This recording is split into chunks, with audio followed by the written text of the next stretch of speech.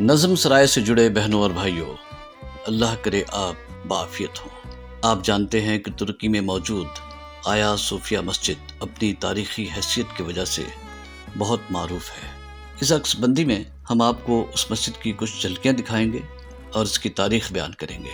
مسجد کی عکس بندی ہمیں حافظ مسعود اقبال صاحب نے بھیجی۔ ہم ان کے شکر گزار ہیں کہ انہوں نے نظم سرائے کی معلوماتی عکس بندیوں میں اپنا حصہ ڈالا۔ ناظرین، آپ اس تاریخی عمارت کی تصویری جھلکیاں اور عکس بندی دیکھیے۔ ہم اس کی تاریخ اور تعمیراتی حسن کے حوالے سے آپ کو آگاہی دیں گے۔ یہ عمارت 1985 سے عالمی ثقافتی ورثہ کی فہرست میں شامل ہے۔ یہ عمارت بنیادی طور پر ایک عبادت گاہ رہی ہے، مگر یہ ہمیشہ سے مسجد نہیں تھی۔ اس عمارت کو سن 537 عیسوی میں بازنطینی طرز تعمیر کے مطابق گرجا گھر کے طور پر تعمیر کیا گیا تھا اور اسے ہاگیا صوفیہ چرچ کا نام دیا گیا۔ ہاگیا صوفیہ کا مطلب خدائی دانش ہے۔ یہ کسی عیسائی راہبہ کا نام نہیں ہے۔ اس کے بعد اس عمارت نے کئی مرتبہ اپنی حیثیت تبدیل کی۔ اول عیسائیوں کے آرتھوڈاکس فرقہ نے یہاں عبادات کی، پھر سن 1204 عیسوی میں اسے رومن کیتھولک گرجا گھر میں بدل دیا گیا۔ سن 1261 میں اسے ایک مرتبہ پھر آرتھوڈاکس گرجا گھر بنا دیا گیا۔ جب سن 1453 میں سلطان محمد فاتح کی سرکردگی میں عثمانیوں نے قسطنطنیہ موجودہ استنبول پر قبضہ کیا تو اسے مسجد کا درجہ دے دیا گیا۔ اس جنگ میں بازنطینیوں کو شکست ہوئی۔ ایک عیسائی روایت کے مطابق یہ گرجا گھر خدا کی براہ راست نگرانی میں تھا، لہٰذا بازنطینی سلطنت کے رہنماؤں اور راسخ العقیدہ عیسائیوں کو یہ گمان تھا کہ کچھ بھی ہو جائے اس عمارت تک عثمانی فوجیں نہیں پہنچ سکیں گی۔ شہر پر مسلمانوں کا قبضہ ہو سکتا ہے، مگر یہ گرجا گھر بہر صورت مسلمانوں کی پہنچ سے دور رہے گا۔ جب بازنطینیوں کو شکست ہونے لگی تو سب کے سب اس گرجا گھر کی طرف پناہ لینے کے لیے دوڑ پڑے۔ ہر طرف عیسائیت کے ماننے والوں کا ہجوم تھا جو اس گرجا گھر کی طرف امڈا پڑتا تھا۔ ان میں بچے، بوڑھے، جوان، ہر عمر کے مرد و خواتین شامل تھے۔ ان کے ہاں ایک عقیدہ تھا کہ جب دشمن کی فوجیں ایک خاص ستون موسوم بقسطنطین پہنچیں گی تو آسمان سے ایک فرشتہ نازل ہوگا جو دشمن کا قلعہ قمع کر دے گا، مگر ایسا کچھ نہ ہوا۔ مسلمانوں کی فوجیں اس ستون سے بھی آگے نکل کر ہاگیا صوفیہ گرجا گھر تک پہنچ گئیں، تاہم عیسائی مرد و خواتین ایک امید پر وہیں بیٹھے رہے۔ سلطان محمد فاتح نے عوام کے لیے عام معافی کا اعلان کیا، سب کو مذہبی آزادی کی نوید سنائی۔ اب یہ گرجا گھر مسجد کے طور پر استعمال کیا جانے لگا اور اس کا نام صوفیہ مسجد پڑ گیا۔ بعد ازاں سلطان نے آیا صوفیہ مسجد کے ارد گرد کی زمین بھی مسجد میں شامل کر لی۔ جو کسی کی نجی ملکیت تھی اس کے پیسے ادا کیے گئے۔ 500 سال تک یہ عمارت مسجد کے طور پر استعمال ہوتی رہی۔ آل عثمان نے یہاں محراب، منبر اور چاروں کونوں میں میناروں کا اضافہ کیا۔ یوں کہنا غیر مناسب نہ ہوگا کہ یہ عمارت صلیب اور ہلال کا ایک حسین امتزاج ہے۔ پھر وہ وقت بھی آیا جب سلطنت عثمانیہ پر زوال آنا شروع ہوا اور بالآخر کچھ اندرونی خلفشار اور کچھ بیرونی سازشوں سے سلطنت عثمانیہ کی بساط لپیٹ دی گئی۔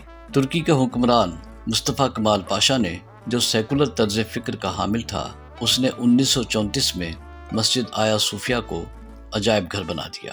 تاہم دین پسندوں کی طرف سے مسجد کی بحالی کی تحریک چلتی رہی، لیکن انہیں کامیابی نصیب نہ ہو سکی۔ سن 2014 میں اناطولیہ نامی ایک تنظیم کے ارکان نے اس میں نماز فجر پڑھنا شروع کر دی۔ تاہم عجائب گھر سے مسجد میں تبدیلی کا صحرا ترکی کے صدر طیب اردگان کے سر ہے۔ 24 جولائی 2020 کو آیا صوفیہ میں جمعہ کی نماز ادا کی گئی۔ ان دنوں یہ مسجد آیا صوفیہ کبیر کہلاتی ہے۔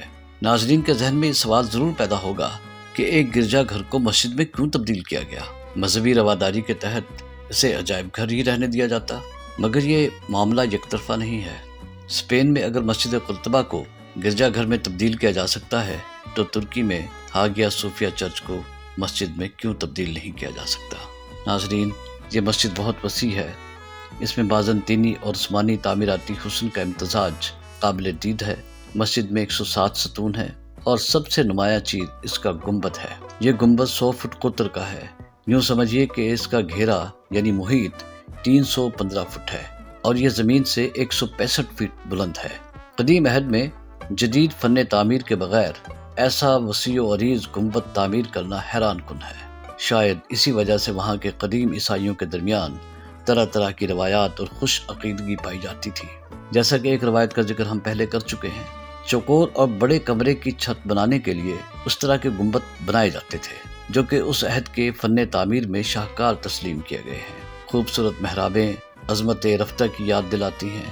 اندرونی دیواروں پر مختلف رنگوں کے سنگ مرمر لگائے گئے تھے۔ دیواروں پر حضرت عیسیٰ علیہ السلام، ان کی والدہ حضرت مریم علیہ السلام کے نقوش بھی ابھارے گئے تھے۔ سلطنت عثمانیہ کے عہد میں ان نقوش کو اسلامی خطاطی سے بدل دیا گیا تھا۔ اب دیواروں پر اللہ محمد کے اسماء حسنہ کے علاوہ چاروں خلفائے راشدین اور حسنین کریمین کے نام بھی لکھے ہوئے ہیں۔ بازنطینی عہد میں گنبد کے چاروں اطراف میں 4 فرشتوں جبرائیل، اسرافیل، میکائیل اور اسرائیل فرشتوں کی شبیہیں بھی ابھاری تھی۔ کیتھیڈرل چرچ سے مسجد، پھر عجائب گھر اور ایک بار پھر مسجد تک کے سفر میں اس عمارت میں وقت کے ساتھ ساتھ تزئین و آرائش ہوتی رہی ہے۔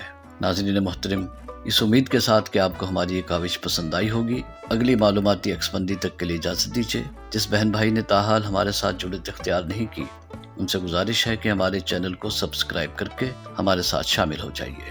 اپنی پسندیدگی کا اظہار بھی کر دیجیے۔ گھنٹی کے نشان کو دبا دیں گے تو آپ کو ہماری آئندہ آنے والی عکس بندیوں کی اطلاع مل جایا کرے گی۔ اطلاع عرض ہے کہ نظم سرائے کی انتظامیہ نہایت معقول معاوضے پر ٹیکسلا اور اس کے گرد و نواح میں پھیلی بدھ عہد کی باقیات کی سیر کروانے کا بندوبست بھی کرتی ہے۔ ہماری انتظامیہ میں شامل ماہرین آثار قدیمہ ہر جگہ کی مکمل تاریخ سے بھی آگاہی دیتے ہیں۔ تاریخ سے دلچسپی رکھنے والے بہن بھائی اور تعلیمی اداروں کے سربراہان ہم سے ان نمبروں پر رابطہ کر سکتے ہیں: 0302 530 1041، 0334 95 40 351، 0336 01 65 020۔ اللہ آپ کا نگہبان ہو۔